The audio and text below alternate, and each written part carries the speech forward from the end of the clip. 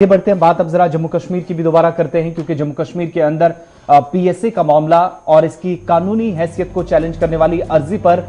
समाअत हुई है। और पीएसए की कानूनी हैसियत को चैलेंज करने वाली समाअत पर डिवीजन बेंच की तरफ से कुछ बड़ी बातें कही गई थी और मजीद हुकूमत से जवाब भी न सिर्फ तलब किया गया, बल्कि हुकूमत ने अदालत से अब 1 माह का वक्त भी मांगा है कि जब तक वो जो मफादे आमा की अर्जी दायर हुई थी उसके बाद अदालत में इस पर समाअत हुई और आइंदा समाअत के लिए भी 27 तारीख तो तय हो गई है। लेकिन फिलहाल इस समाअत में जहां पर जस्टिस पंकज मित्तल और justice Wasim Sadiq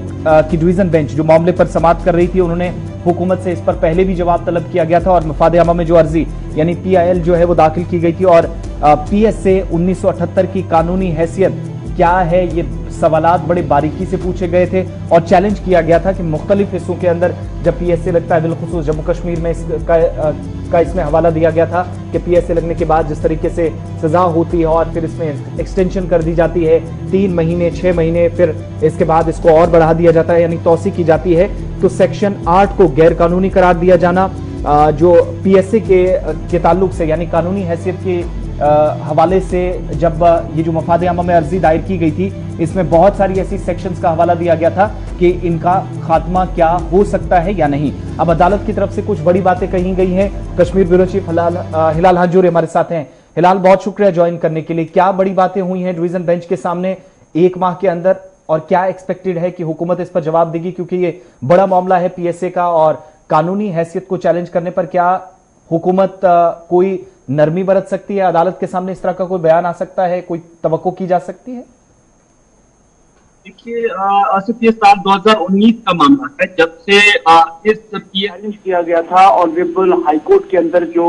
division bench है वहां पर इसे जो है चैलेंज किया गया था एक पीआईएल के जरिए कि जो पीएसए है इसकी जो लीगल वैलिडिटी है वो जम्मू कश्मीर के अंदर आप मजीद एक्सटेंड नहीं की जा सकती है, क्योंकि पहले आपको याद होगा कि पब्लिक सेफ्टी एक्ट जो जम्मू कश्मीर के आईन के अंदर था, जो 1976 के अंदर उस वक्त शेख मोहम्मद अब्दुल्ला की जनत से जो जंगल चोर है या जंगल की कंजर्वेशन के लिए, उसकी प्रिवेंशन के लिए और उसकी सेफ्टी के लिए उस वक्त बनाया गया था। लेकिन फिर उसी दौर में इस पब्लिक सेफ्टी एक्ट का इस्तेमाल जो जम्मू कश्मीर की सिक्योरिटी के लिए किया गया, हालांकि इब्तदाई तौर पर इसे जंगलात के तहफ्फुज़ के लिए या स्मगलिंग को रोकने के लिए किया गया था, लेकिन बाद में इसकी जो शिकें हैं वो बदली गई है और इसे जम्मू कश्मीर की सिक्योरिटी के लिए इस्तेमाल में लाया गया। और इस दौरान मुतअद्दिद बार जो पॉलिटिकल लीडर्स हैं उन्हें भी डिटेंशन में लिया गया है, क्योंकि साल 2019 के अंदर जब एब्रोगेशन हुआ तो उसके बाद जो यूनियन ऑफ इंडिया है उन्होंने इस कानून को इसके अंदर भी लाया है, यानी जो साल 1976 के अंदर बना था तो फिर उसे मौजूदा कानून साजी के अंदर भी इसे ऑप्ट किया गया था। लेकिन एक मारूफ वकील सईद तसद्दुक़ की जानिब से इस हवाले से चैलेंज किया गया है कि इसकी लीगैलिटी नहीं है, क्योंकि जो 44th अमेंडमेंट हुई है ये उसके बिल्कुल कॉन्ट्राडिक्ट है और इसमें सेक्शन 8 का भी जिक्र किया गया है, जिसके तहत ये कहा गया है कि आज की डेट में अगर पीएसए किसी पर भी लगता है तो इसे डिस्ट्रिक्ट मजिस्ट्रेट जो है वो तय करता है कि किसको ये पब्लिक सेफ्टी एक्ट लगाना है। लेकिन इस पीआईएल के जरिए ये कहा गया है कि ये बिल्कुल गैर कानूनी है और इस तरह जो किसी पर पब्लिक सेफ्टी एक्ट या गिरफ्तारी के हवाले से जो इख्तियार है ये स्टेट को होना चाहिए, ये डिस्ट्रिक्ट मजिस्ट्रेट को नहीं होना चाहिए, ये डिविजनल